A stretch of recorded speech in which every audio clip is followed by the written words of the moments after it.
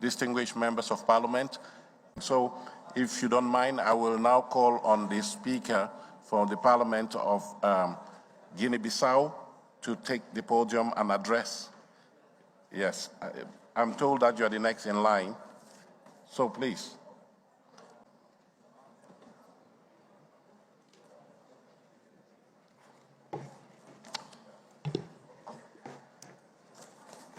Excelência Tully Axon, Presidente. Your Excellency, Tully Axon, President of the Interparliamentary Union, renewed greetings and congratulations on your brilliant election.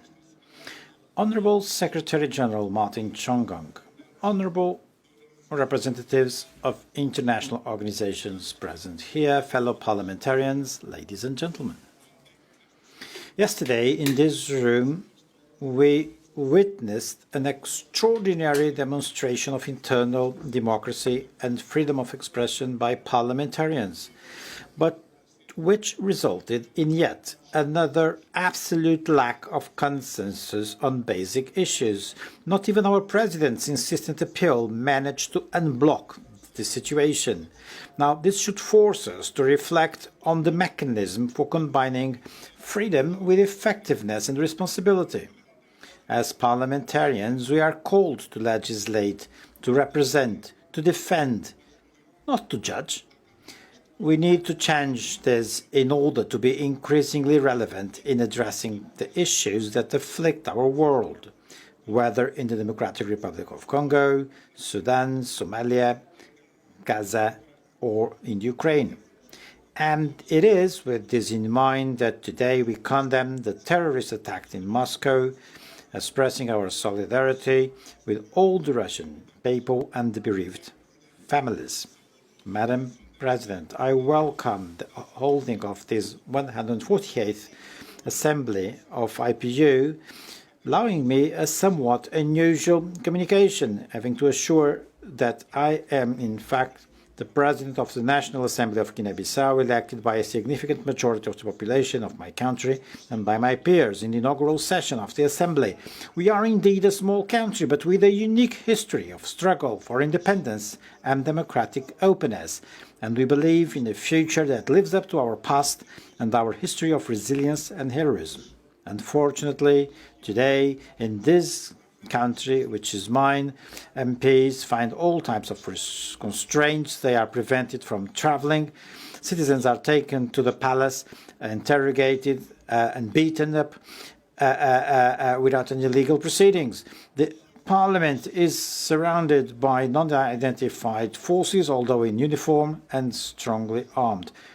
The autonomy of the Assembly, the financial autonomy has been violated, and the salaries of certain MPs, including my own, have been withheld since January.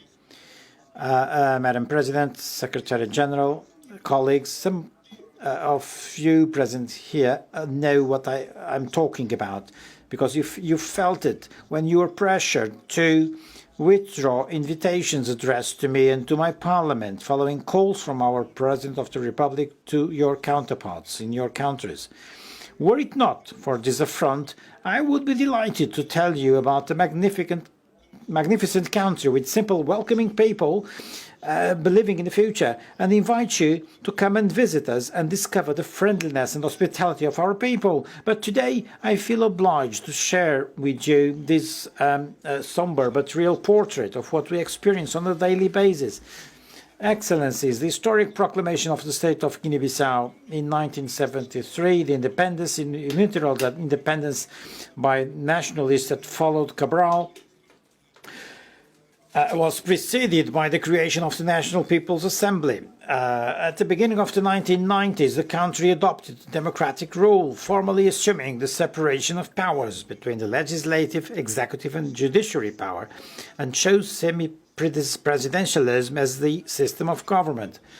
The President of the Republic is therefore the head of state, but the head of government is a prime minister appointed by the President, taking into account the results of parliamentary elections. Now, having ignored this provision and placing himself above the laws and the Constitution, the President uses the military and the security forces, as well as private militia, to aggravate his inability to coexist with a government and parliament led by a party other than his own party.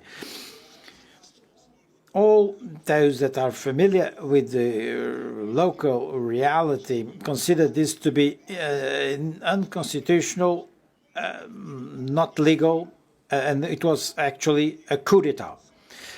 I could mention the decree of dissolution of the parliament, the role given to the general prosecution to contradict the president, but, dear colleagues, I'd rather say that we all know that human rights are the cornerstone of any democratic and civilized society. The first condition to build a state of law, with the rule of law. So it is unacceptable that a state that claims these attributions, the representatives of the people, are treated as enemies of the state, subject to sanctions, because they have just done what they were supposed to do. Freedom of speech and freedom of manifestation are fundamental rights, and they cannot be denied by the will of those that are in power. So we have to wonder, what type of democracy are we building when those that were elected by the people are replaced by those that serve an individual alone? Time has come to take a firm, unequivocal stance in favor of human rights and democracy. Dear colleagues, I conclude by saying that we are committed toward justice and liberty, and I exhort IPU to not accept the violation of human rights in the name of stability. We cannot stay silent before injustice and oppression. This house should be a house of the legitimate representatives of the people. History should judge us not for our silence, but for our courage and determination in facing injustice and the violation of human rights wherever it takes place. Thank you.